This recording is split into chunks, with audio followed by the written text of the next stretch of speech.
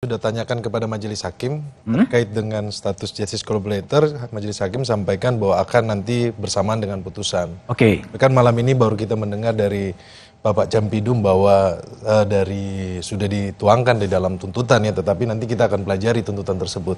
Jadi artinya dari Jampidum mengatakan memang belum ada juga penetapan, ya salah satu penetapan itu. Ya kita tidak tahu ya.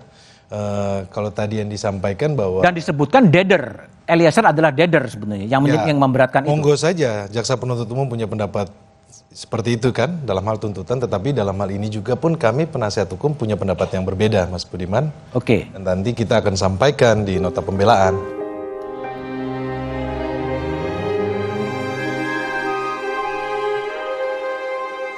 Oke, Bung Hasto. Bung Hasto. Jadi kalau menurut Bung Hasto sebagai ketua LPSK, apakah kemudian rekomendasi dari LPSK itu sudah cukup didengar oleh Kejaksaan Agung ketika melakukan penuntutan? Ya, terima kasih penjelasan Pak Fadil ini ya. Pak Fadil kan menyampaikan pertimbangan yang diajukan oleh LPSK itu sudah dipertimbangkan oleh Jaksa Penuntut Umum. Tetapi yang kami rasakan itu dalam statusnya sebagai justice collaborator semestinya Eliezer itu dituntut hukuman paling ringan. Paling ringan? Paling ringan ketimbang pelaku-pelaku yang lain. Itu termaktub dalam undang-undang. Pak Budiman. Ya silakan Pak Fadil. Jadi saya sebetulnya meminta LPSK. LPSK itu gunanya melindungi saksi. Tentang nuntut itu berapa itu kewenangan Jaksa Agung sepenuhnya. Dan kami punya parameter, tidak bisa. Kami sudah mempertimbangkan apa yang disampaikan oleh LPSK, sehingga kami menuntut lebih rendah, jauh daripada Pak Sambo. Ya itu tadi saya sampaikan, saya menghargai upaya kejaksaan untuk memberikan kerekaan hanya untuk melindungi saksi dan korban. Oke, baik ya. Bung Hasto. Karena menurut Pak Jampidum bahwa LPSK itu hanya melindungi saksi dan korban. Betul. Nggak masuk ke penuntutan sebetulnya. Mau tuntut berapa urusan Jaksa Agung. Betul. Karena kewenangan LPSK itu memberikan perlindungan, pengamanan dan pengawalan kepada saksi. Termasuk saksi justice collaborator. Itu kewenangan kita. Tetapi kita bisa memberikan rekomendasi kepada aparat penegak hukum untuk memberikan perlakuan khusus kepada justice collaborator. Dan yang kedua bisa memberikan itu kami sudah memperhatikan, maka nuntutnya lebih rendah jauh dari iya, tadi kan saya sampaikan juga penghargaan Pak, apresiasi kepada kejaksaan. Hanya kami merasa bahwa pertimbangan yang diberikan oleh jaksa itu perlakuan khusus kepada Eliezer ini dirasakan masih kurang. Ini yang membuat ada kesenjangan, ada disparitas antara mekanisme yang terjadi, dinamika yang terjadi di pengadilan dengan rasa keadilan masyarakat, terutama keadilan korban maupun Eliezer ya. Pak Fadil, jadi ada disparitas. Kenapa Eliezernya 12 tahun yang membuka kasus itu menjadi terungkap ke publik dibandingkan kemudian dengan Putri yang sebenarnya menjadi pangkal masalah itu sendiri. Ini yang mungkin yang ada rasa kesenjangan itu. Gimana Pak Fadil? Perlu saya jelaskan tentang tuntutan Eliezer, kita nariknya ke atas Pak, kepada Freddy Sambo, bukan pada pelaku lain. Karena dia itu yang melakukan eksekutor terhadap penembakan itu. Pelaku lain itu memang ada mengetahui, ada perencanaan, ada niat, ada kesamaan niat. Ya itu kita lihat peran, maka kemarin tadi saya di Kompas TV ada gradasi perbuatan dan tingkat pertanggungjawaban pidana. Kita juga bisa membedakan siapa yang seharusnya dituntut tinggi, siapa yang menengah, siapa yang lebih ringan. Tapi ini keyakinan jaksa sebagai mewakili pemerintah, mewakili negara, mewakili rakyat, mewakili korban. Kami tidak sembarangan melakukan penuntutan, ada parameter, ada aturan, ada pedoman. Pedoman 3 2019. Pedoman 24 2021. Situ jelas harus seperti apa jaksa berbuat. Kami nggak sembarangan ini. Ada parameter, makanya ada yang seumur hidup, ada 12 tahun, ada 8 tahun.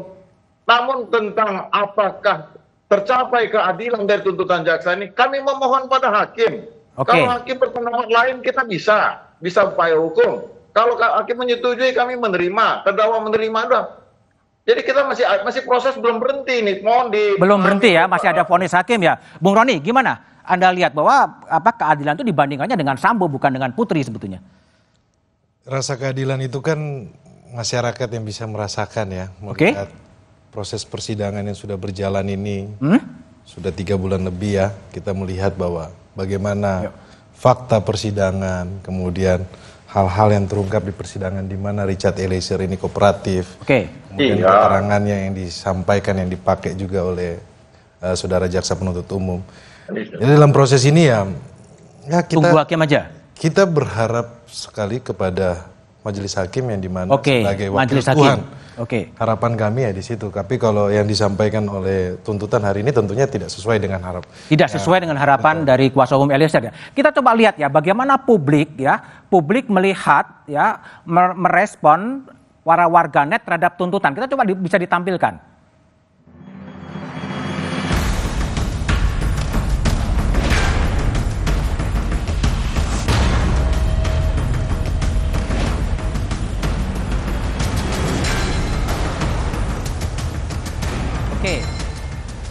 Pak Fadil, itu banyak sekali reaksi yang mengatakan bahwa tuntutan jaksa ini tidak mencerminkan rasa keadilan publik. Gimana Pak Fadil menanggapi itu?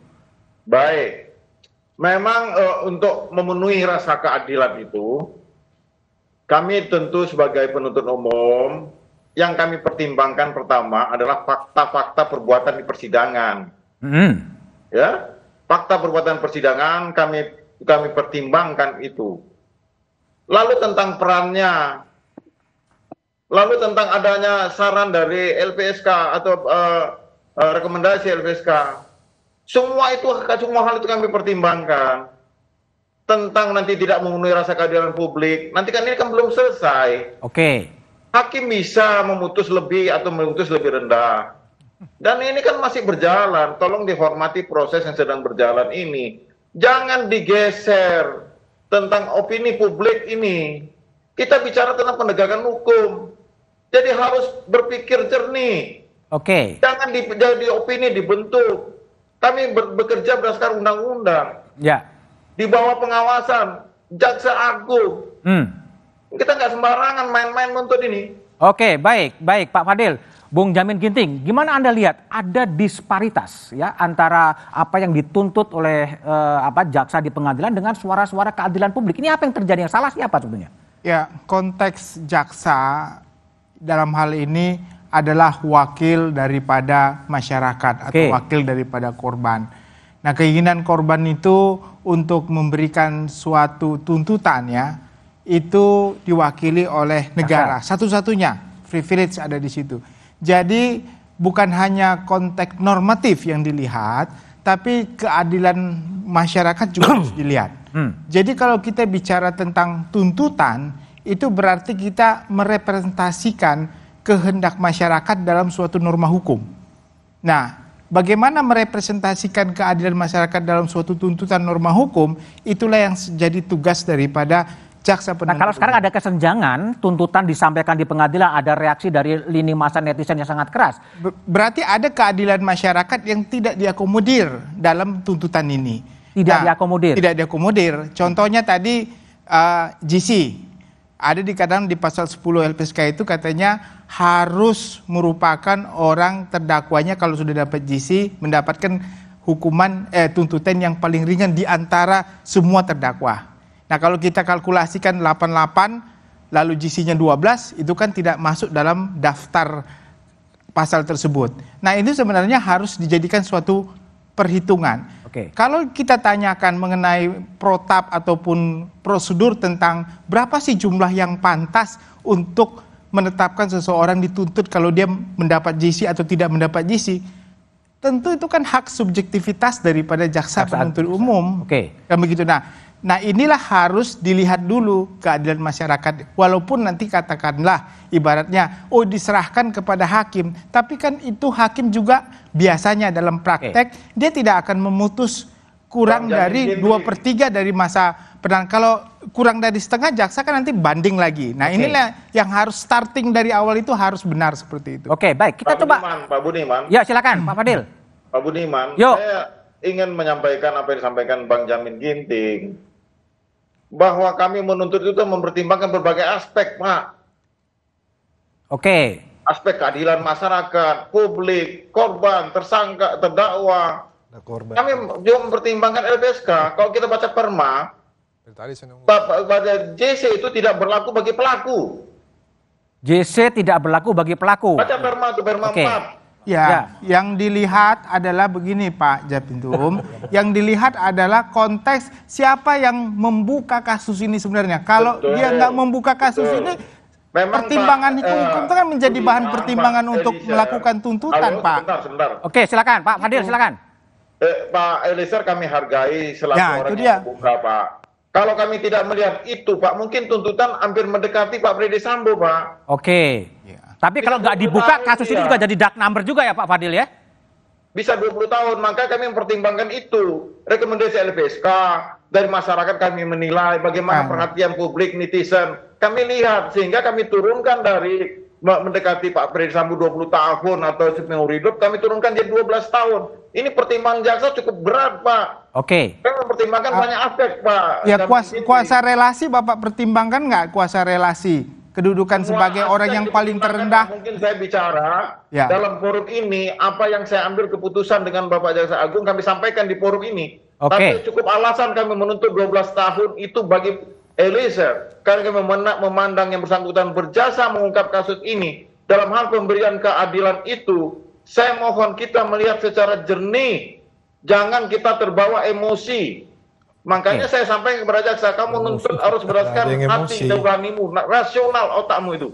Oke. Jangan kamu terbawa oleh kemauan publik. Kemauan publik ini nggak bisa kita ukur sejauh mana dan siapa di balik publik itu. Oke, baik Pak Fadil. Kita coba dengar terlebih dahulu ya, bagaimana suara man on the street ya, man on the street berkaitan dengan tuntutan terhadap Eliezer dan juga terdakwa lainnya.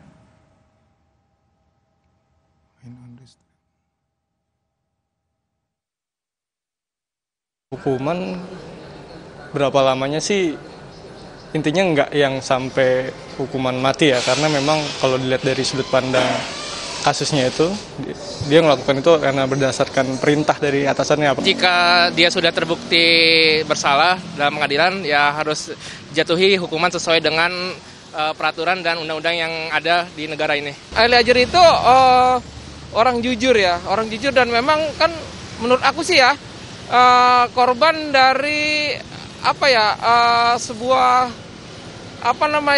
skenario. Orang seperti itu harus dilindungi sebenarnya ya, bebas tanpa syarat. Kalau kita melihat dari alur cerita yang ada, sepertinya kan yang lebih dalangnya ya, yang lebih banyak punya skenario itu kan Sambo ya, Pak Sambo. Ya mungkin hukumannya mungkin lebih ringan lah dari Pak Sambo. Pak Sambonya aja yang dibanyakin hukumannya.